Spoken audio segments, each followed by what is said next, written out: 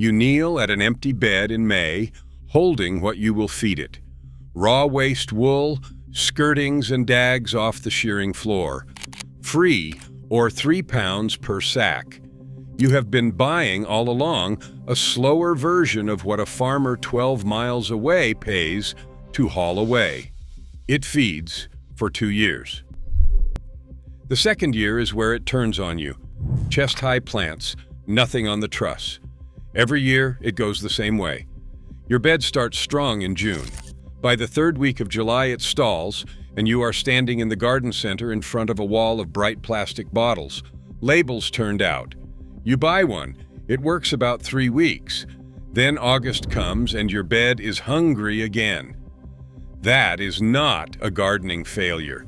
It is a scheduling one. It was never that you fed your beds badly. Everything sold to you was built to be gone by August.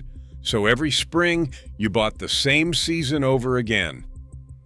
6 situations where this works in your garden, and 1 where it quietly makes things worse. Before we go on, tell me what is going in the bed you would try this on: tomatoes, roses, or garlic. The answer genuinely changes depending on which you say. So why can you not just buy a sack of it? Nothing sinister. A shelf needs something dry, light, clean, and identical in every bag.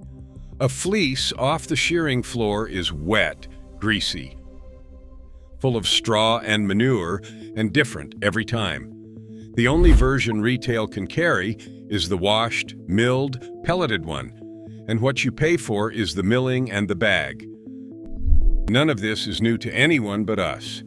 From the early 1800s, rag grinding machines called devils were running in West Yorkshire, and the wool waste they threw off got baled up and sent south to the Kent hop fields and out to the Yorkshire rhubarb fields as manure. Nobody was being sentimental about sheep.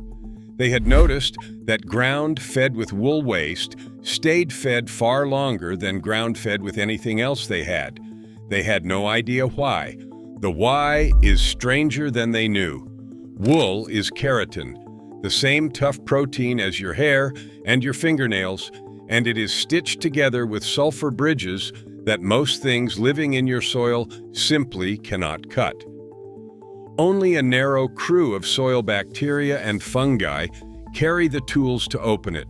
When they do, they release nitrogen as ammonium and nitrate. The two forms a root can actually take up, along with a few percent sulfur, which your plants use to build their own proteins. Raw wool runs somewhere between 1/10 and 1/7 nitrogen by weight, which is an enormous amount of nitrogen inside a very slow package. Which brings us to the part that catches everyone out. You are not feeding your plant. Your tomato cannot touch keratin. Nothing in a root can. You are feeding that small crew who hold the only key, and they only work when the ground is warm and damp. Dig wool into cold March soil, and it sits there doing precisely nothing until May. It is not wasted on you.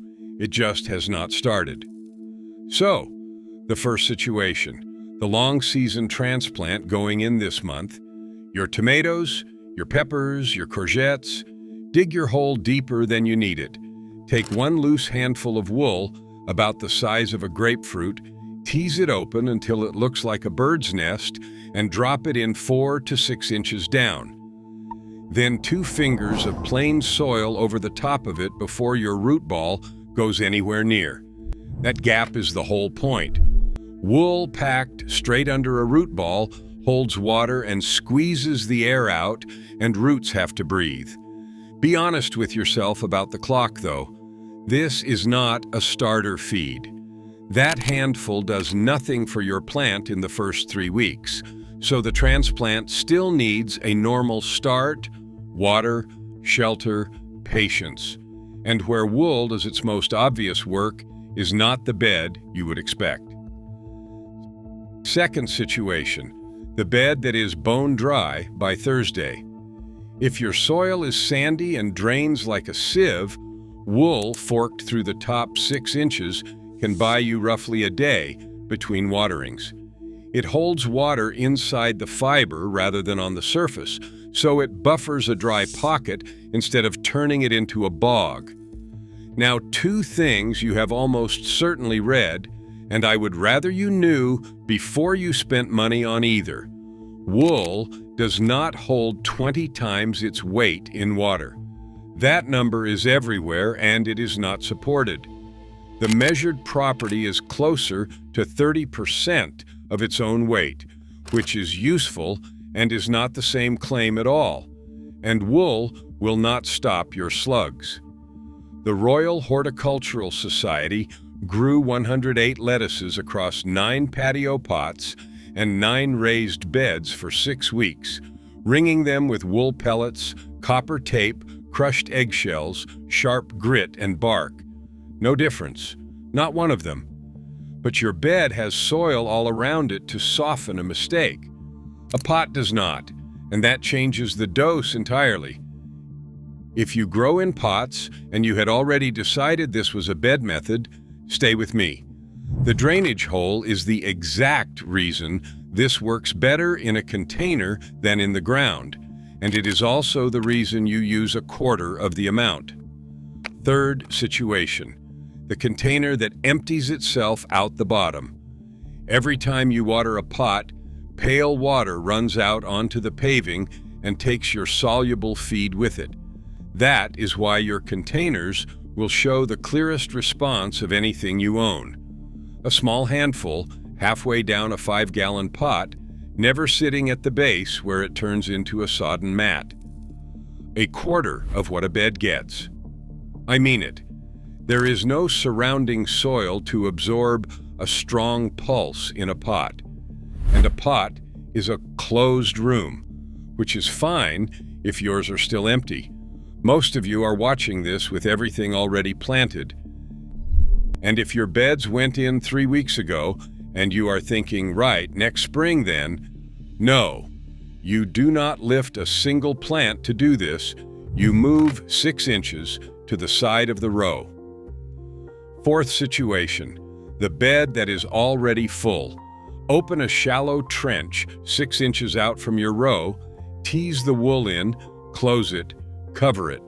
Cover it properly, by the way. Exposed wool smells like an animal, and your dog or the local fox will have it out on the path by morning.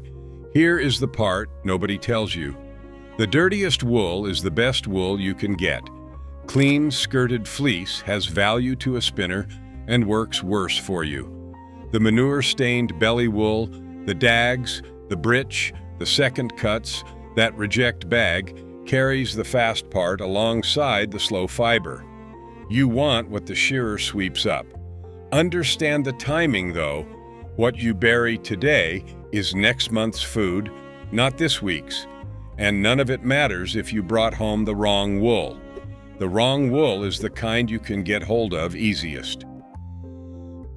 Fifth situation, and this one is a refusal rather than a method. Carpet offcuts, underlay, dyed wool, anything from a blend you cannot trace. Wool carpet and underlay are routinely moth-proofed with permethrin, which is an insecticide, and you do not put an insecticide under a food crop on purpose. You cannot see it, smell it, or wash it out. If you cannot trace it back to a sheep, it does not go under anything you plan to eat. There is a good reason to care where that wool ends up too, because roots find it. Lift a root ball in autumn out of a wooled bed and you will see white threads grown straight into and through the gray fiber. Researchers have watched the same thing in container trials, roots growing directly onto the wool. So depth is not a detail you can be casual about. Where you put the wool is where you are sending the root system.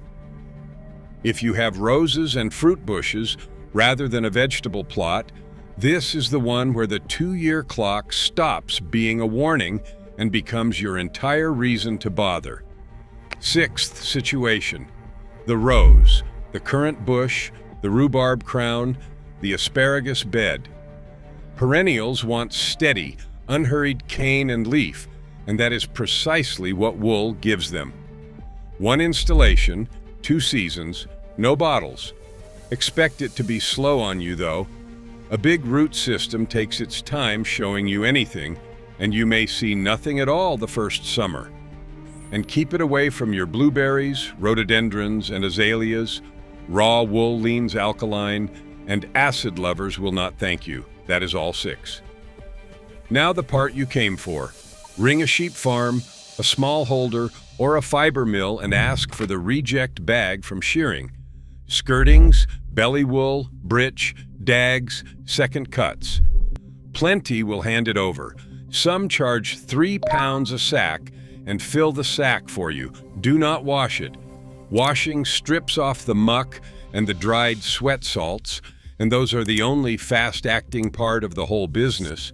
The potassium in them washes down with the first rains, while the fiber is still years from finishing.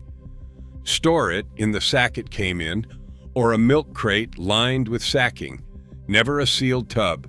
Damp fleece with no air turns sour on you. Then sit down and tease it. Pull each handful apart until it is open and airy, like a nest. A compressed lock sheds water and rots from the outside in, and you want water and soil life getting all the way through it. For a bed, 1 loose double handful per square foot, forked through the top 6 inches. For a hole, that grapefruit-sized handful. For a pot, a quarter of that. Put it in 2 to 4 weeks before you plant, once the soil at 4 inches is holding warmth around the time you would set your tomatoes out. Cold ground is not a loss, it is only a delay, and there is no sense starting a clock that will not run. Then water it in hard. Dry wool does nothing for you. For a bed already planted, there is a liquid version, half a bucket of dags and dirty wool, topped up with water, a board or a brick laid loosely over the top. Not sealed. It makes gas as it works, and a clamped lid will spray you and the shed wall the moment you lift it. 10 days in the shade. It will smell like a wet sheep, and that is correct. Dilute it until it is the color of weak tea, because undiluted it is strong and salty. Pour it slowly onto soil out at the drip line, never onto leaves. The whole mechanism belongs underground, and on foliage it does nothing for you and smells for a week. Evening or a dull day, midday heat, and most of it lifts off before it soaks in. Then stop. Once. You are installing 2 years of feed, not starting a routine. That is the whole method, start to finish, and it cost you a phone call to a farmer. If that is the sort of thing you want more of, subscribe. I only put these out when the old method survives being checked. Now, the thing I warned you about. The 2-year feed is real, and that is exactly the danger. Wool does not release on your schedule. It releases when the soil's warm and damp, which in your garden means midsummer. Year 1, that is a rising supply your tomatoes can use. Year 2, the crew that eats keratin is already established and waiting, so the pulse can arrive earlier and hit just as hard. And when nitrogen stays high through flowering, a fruiting plant keeps building leaf instead of fruit. That is your chest-high tomato, dark green and gorgeous, blossom dropping, almost nothing on the trusses. That is your carrot bed with magnificent tops and nothing worth pulling. You are not fertilizing this year's crop. You are fertilizing a crop you have not planted yet. So, year 1, fruit. Year 2, leaf. Brassicas, chard, kale, garlic. Root crops on the far side of the rotation, both years. And no second dose next spring, whatever your eyes tell you. So, the sack still beside you, the empty bed, the 3rd week of May, that greasy handful in your fist. Before you bury it, decide what stands over it both summers. Year 1 fruit, year 2 leaf. The garden has always paid attention to timing, not to price tags. Next time, wood ash, the 1 bed it doubles, and the 3 beds where a single bucket costs you 2 seasons.